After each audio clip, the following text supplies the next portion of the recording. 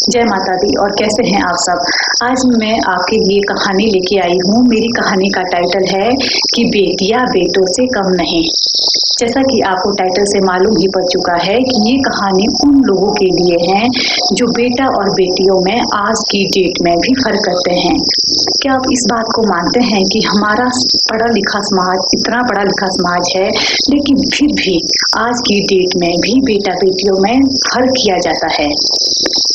कौन कौन लोग इस बात से सहमत है, प्लीज मुझे कमेंट बॉक्स में जरूर कमेंट कीजिएगा। मैं देखना चाहूंगी कि कितने लोग ऐसे हैं जो आज की डेट में भी ये बात मानते हैं कि बेटा बेटियों में फर्क किया जाता है। मैं आपको एक कहानी सुनाना चाहती हूँ। मैं चाहती हूँ कि इस कहानी के माध्यम से मैं लोगों की सोच को बदल सकूं।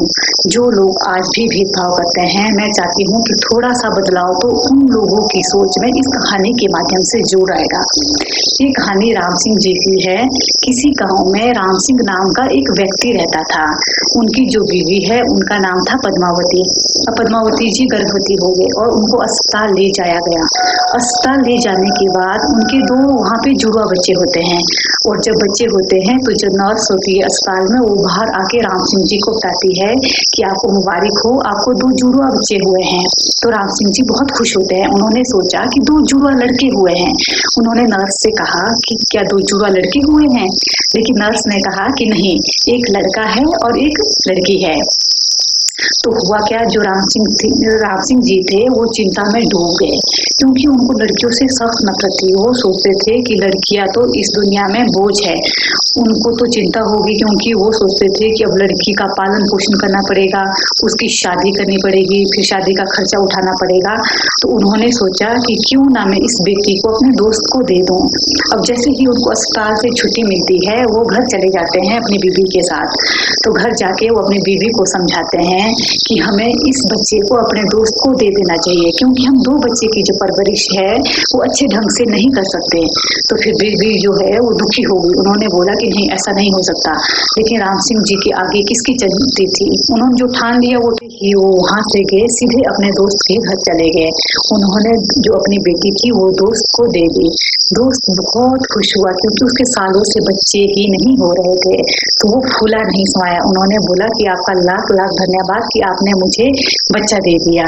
और राम सिंह जी भी बहुत खुश हो गए, क्योंकि उनको लड़की तो चाहिए ही नहीं थी। और फिर जैसे ही वो घर वापस आ गए, उन्होंने अपने लड़के का खूब अच्छी तरह से पालन पोषण किया, उसको खूब खिलाया पिलाया, उसको मोटा ताजा बना दिया। अब जैसे जैसे बच्चा बढ़ता गया, बच्चे की डिमांड्स भी बढ़ती गई। एक दिन आया जब उसके बच्चे ने उनको ये बोला कि पापा मुझे बाइक चाहिए। तो पापा के पास इतने पैसे तो थे नहीं कि वो उस बच्चे को बाइक दिला सके, लेकिन उन्होंने कहा कि बेटा कोई बात नहीं, मैं आपको बाइक दे दूंगा। उन्होंने क्या किया, अपनी बीबी के जितने भी गहने थे सारे के सारे गहने उन्होंने बेच दिए, और उस गहनों से जो भी पैसा आया उन पैसों से उन्होंने अपने बच्चे के लिए बाइक खरीदी। और फिर उन्होंने ये भी सोचा कि क्यों ना मैं ऐसा काम करूं कि मैं खेत बेच दूं और इस बच्चे के लिए मैं एक दुकान ही खरीद दूं, ताकि ये अच्छी खासी अर्निंग वहां से कर सके। तो उन्होंने सेम वैसा ही किया, और उन्होंने अपने बच्चे के लिए एक दुकान खोल दी, और बच्चा वहां से अच्छी खासी अर्निंग करने लगा। बहुत अच्छा वो वहां से कमाने लगा। अब एक टाइम आ गया, बच्चा 20-21 साल का हो गया था।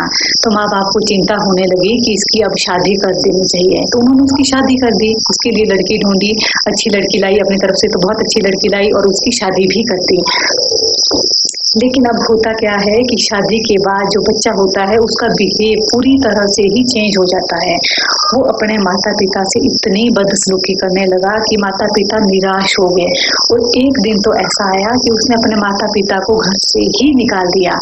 अब माता पिता दुखी, माता पिता बेचारे कहाँ जाते। उन्होंने क्या किया कि वो मंदिर की तरफ चले गए।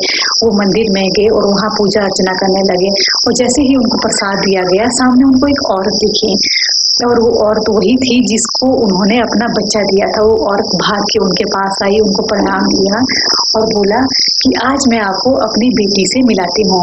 ये वही बेटी है जो आपने 25 साल पहले मुझे दी थी, और आज ये बेटी डॉक्टर है और अपना एक वृद्धाश्रम चला रही है। इसे जो माता पिता थे उनकी आंखों में आंसू आ गए, और उन्होंने अपनी बेटी को गले से लगा दिया और उनको अपनी सारी आप बीती सुनाई। लड़की बोलती कि आपको चिंता करने की कोई जरूरत नहीं है। उसने अपने माता पिता को गले से लगाया और कहती कि आज के बाद आप मेरे साथ रहोगे। अब कहने का तात्पर्य यही है कि मैं जो इस कहानी के माध्यम से आपको संदेश देना चाहती थी वो यही था कि हमें लड़का लड़की में कोई भेदभाव नहीं करना चाहिए। लड़कियां किसी भी क्षेत्र में लड़कों से कम नहीं है, बल्कि लड़कियां ही आज की डेट में माँ बाप को लड़कों से ज्यादा अच्छी तरह से संभाल पा रही है। मेरा मकसद किसी को भी ठेस पहुंचाना नहीं है। मैं लास्ट में एक बार और बोलती हूँ, लड़के भी ऐसा नहीं है कि लड़कियां ही, लड़के भी बहुत अच्छे हैं, पर कुछ लोगों की सोच है जो ये अंतर करते हैं। मैं चाहती हूँ कि अगर आपको ये कहानी अच्छी लगे तो मेरी कहानी को ज्यादा से ज्यादा लाइक, शेयर और सब्सक्राइब किया जाए, अगर आपको कहानी अच्छी लगे। धन्यवाद।